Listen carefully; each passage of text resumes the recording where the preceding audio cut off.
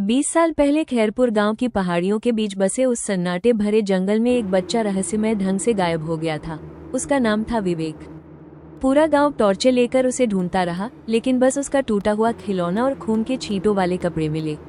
सबने मान लिया वो या तो किसी जंगली जानवर का शिकार बन गया या जंगल ने उसे निगल लिया।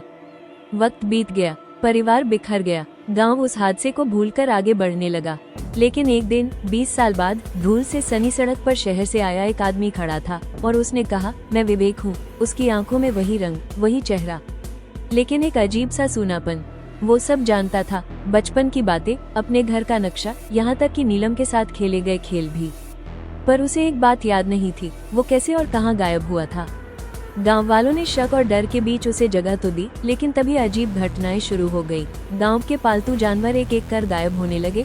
बच्चों ने डरावने सपने देखने शुरू कर दिए और हर रात जंगल से आती थी कुछ ऐसी आवाजें जो पहले कभी नहीं सुनी गई थी। दादी की आंखों में अब भी यकीन नहीं था। नीलम उसे पहचानती थी पर डरती थी, और सरपंच विक्रम को उसमें कोई चाल नजर आ रही थी।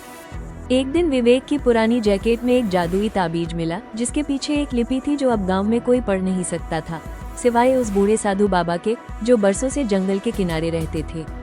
उन्होंने कहा, जो लौटा है वो इंसान नहीं, वो जंगल का रक्षक है, और अब इंसान से उसका बदला बाकी है। धीरे धीरे गांव में डर का माहौल फैल गया और रहस्य खुलता है, असली विवेक की आत्मा जंगल में ही समा गई थी, और जो लौटा है वो उस जंगल के पुराने मंदिर से निकली कोई शक्ति है जिसने इंसानी रूप ले लिया है, सिर्फ अपने घावों का बदला लेने। नीलम को एक पुरानी डायरी मिलती है जिसमें लिखा होता है, मैं मर गया हूँ लेकिन कोई मेरी यादों में जिंदा है।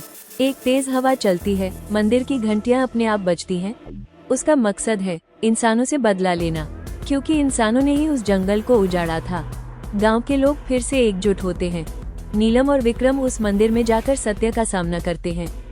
विवेक की आत्मा अंत में सबको चेतावनी देती है, प्रकृति को जो नुकसान दोगे वो किसी न किसी रूप में लौट कर आएगा।